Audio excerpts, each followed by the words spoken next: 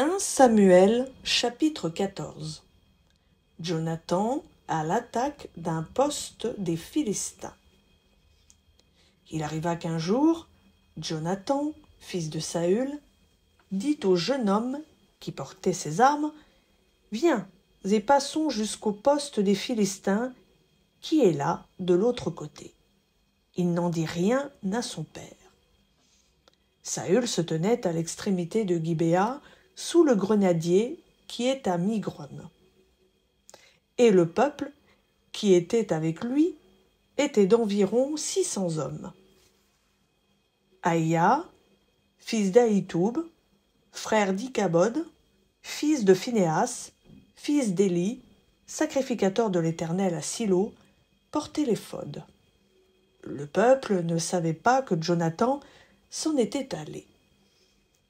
Entre les passages par lesquels Jonathan cherchait à parvenir au poste des Philistins, il y avait une dent de rocher d'un côté et une dent de rocher de l'autre côté, l'une nommée Botsets et l'autre Séné.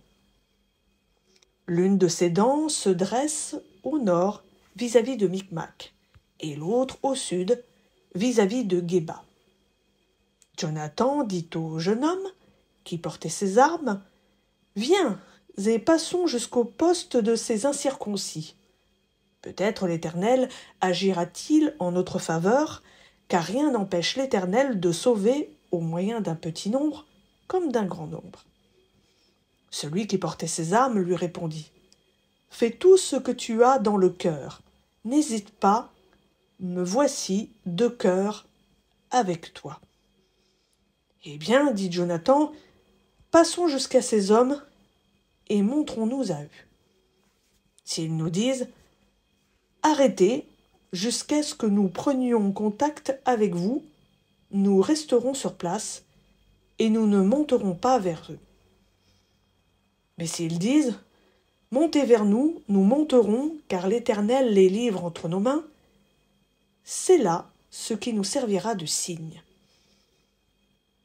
Ils se montrèrent tous les deux au poste des Philistins. Et les Philistins dirent, « Voici les Hébreux qui sortent des trous où ils se sont cachés. » Et les hommes du poste s'adressèrent ainsi à Jonathan et à celui qui portait ses armes. « Montez vers nous, et nous vous ferons savoir quelque chose. » Jonathan dit à celui qui portait ses armes, « Monte derrière moi, car l'Éternel les livre entre les mains d'Israël. » Et Jonathan monta en s'aidant des mains et des pieds. Celui qui portait ses armes montait derrière lui. Les Philistins tombèrent devant Jonathan, et celui qui portait ses armes donnait la mort derrière lui. Ce premier coup que frappèrent Jonathan et celui qui portait ses armes fut fatal pour environ une vingtaine d'hommes sur l'espace d'environ la moitié d'un arpent de terre. La panique se répandit au camp dans la région, et parmi tout le peuple, le poste et ceux qui y ravageaient furent également saisis de panique. La terre trembla, et ce fut une panique venue de Dieu. Les sentinelles de Saül, qui étaient à Gibéa de Benjamin, virent que la multitude se dispersait et allait de côté et d'autre. Alors Saül dit au peuple qui était avec lui, « Comptez donc, et voyez qui s'en est allé du milieu de nous. » Ils comptèrent, et voici qu'il manquait Jonathan et celui qui portait ses armes. Et Saül dit à Aïa, « Fais approcher l'arche de Dieu. » Car en ce temps, l'arche de Dieu était avec les Israélites. Pendant que Saül parlait au sacrificateur, le tumulte dans le camp des Philistins allait toujours croissant. Et Saül dit au sacrificateur, « Retire ta main. » Puis Saül et tout le peuple qui était avec lui se rassemblèrent et s'avancèrent jusqu'au lieu de combat. Et voici que chacun tournait son épée contre son voisin, et la confusion était extrême. Il y avait parmi les Philistins, comme auparavant, des Hébreux qui étaient montés avec eux dans le camp et aux alentours. Ils se joignirent à ceux d'Israël qui était avec Saül et Jonathan. Tous les hommes d'Israël, qui s'étaient cachés dans les monts d'Éphraïm, apprenant que les Philistins fuyaient, se mirent aussi à les serrer de près dans le combat. L'Éternel sauva Israël ce jour-là, et le combat se prolongea jusqu'au-delà de Beth-Aven. Les Philistins battus. La vie de Jonathan en danger par suite d'un serment de Saül. Les hommes d'Israël étaient serrés de près ce jour-là. Alors Saül fit faire cette imprécation au peuple. « Maudit soit l'homme qui prendra de la nourriture avant le soir, avant que je me sois vengé de mes ennemis. » Et personne du peuple n'avait goûté de nourriture. Tous ceux du pays étaient arrivés dans la forêt, et il y avait du miel à la surface du sol. Lorsque le peuple arriva dans la forêt, il vit que le miel coulait, mais nul ne porta la main à la bouche, car le peuple respectait le serment. Jonathan n'avait pas entendu que son père avait fait prêter serment au peuple. Il avança le bout du bâton qu'il avait à la main, le plongea dans un rayon de miel et ramena la main à la bouche, et ses yeux furent éclaircis. Alors quelqu'un du peuple lui adressa la parole en ces mots. « Ton père a fait prêter serment au peuple en disant « Maudit soit l'homme qui prendra de la nourriture aujourd'hui. » Or le peuple était fatigué. Et Jonathan dit « Mon père trouble le pays.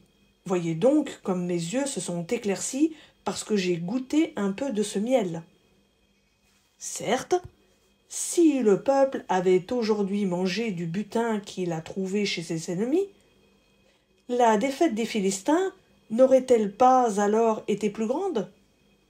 Ils battirent ce jour-là les Philistins depuis Micmac jusqu'à Ayalon. Le peuple était très fatigué, et il se jeta sur le butin. Il prit du petit bétail, des bœufs et des veaux, et les égorgea sur la terre, et le peuple en mangea avec le sang. On le rapporta à Saül, et l'on dit « Voici que le peuple pêche contre l'Éternel en mangeant avec le sang. » Saül dit « Vous êtes des traîtres, roulez à l'instant vers moi une grande pierre. » Puis il ajouta « Répandez-vous parmi le peuple et dites à chacun de m'amener son bœuf ou son agneau et de l'égorger ici. Vous mangerez ensuite, et vous ne pécherez pas contre l'Éternel en mangeant avec le sang. » Pendant la nuit, chacun parmi le peuple amena son bœuf par la main, afin de l'égorger à cet endroit. Saül bâtit un autel à l'Éternel. Ce fut le premier autel qu'il bâtit à l'Éternel. Saül dit « Descendons cette nuit derrière les Philistins. Pillons-les jusqu'à la lumière du matin, et n'en laissons pas un de reste. » Ils dirent « Fais tout ce qui te semblera bon. » Alors le sacrificateur dit « Présentons-nous ici, devant Dieu. » Saül consulta Dieu. « Descendrai-je derrière les Philistins? Les livreras-tu entre les mains d'Israël ?» Mais ce jour-là, il ne lui donna pas de réponse. Saül dit « Approchez ici, vous tous, chefs du peuple. Reconnaissez et voyez en quoi il y a eu péché aujourd'hui. Car l'Éternel est vivant, le Sauveur d'Israël. Même si Jonathan, mon fils, en est l'auteur, il sera puni de mort. » Et dans tout le peuple, personne ne lui répondit. Il dit à tout Israël, « Mettez-vous d'un côté, et mon fils Jonathan et moi, nous serons de l'autre. » Et le peuple dit à Saül, « Fais ce qui te semblera bon. » Saül dit à l'Éternel, Dieu d'Israël, « Fais connaître la vérité. » Jonathan et Saül furent désignés, et le peuple fut hors de cause. Saül dit, « Jetez le sort entre moi et Jonathan mon fils. » Et Jonathan fut désigné. Saül dit à Jonathan, « Indique-moi ce que tu as fait. » Jonathan le lui indiqua en disant, « J'ai goûté à un peu de miel avec le bout du bâton que j'avais à la main. Me voici, je mourrai. » Et Saül dit, « Que Dieu me fasse ceci et qu'il ajoute cela. Tu seras puni de mort, Jonathan. » Le peuple dit à Saül, « Quoi? Jonathan mourrait, lui qui a opéré cette grande délivrance en Israël? Loin de là. L'Éternel est vivant. Il ne tombera pas à terre un cheveu de sa tête, car c'est avec Dieu qu'il a agi dans cette journée. » Ainsi le peuple libéra Jonathan, et il ne mourut pas. Saül remonta après avoir poursuivi les Philistins, et les Philistins s'en allèrent chez eux. Après que Saül eut pris la royauté sur Israël, il fit de tous côtés la guerre à tous ses ennemis, à Moab, aux Ammonites, à Édom, au roi de Tsoba et aux Philistins. Et partout où il se tournait, il avait le dessus. Il devint puissant, battit Amalek et délivra Israël de la main de ceux qui le dépouillaient. Les fils de Saül étaient Jonathan, Ishvi et Malkishua. Quant au nom de ses deux filles, le nom de l'aînée était Mérab et le nom de la cadette Michal. Le nom de la femme de Saül était Ahinoam, fille d'Ahimaatz. Le nom du chef de son armée était Abiner, fils de Ner, oncle de Saül. Kish, père de Saül, et Ner, père d'Abner, étaient fils d'Abiel.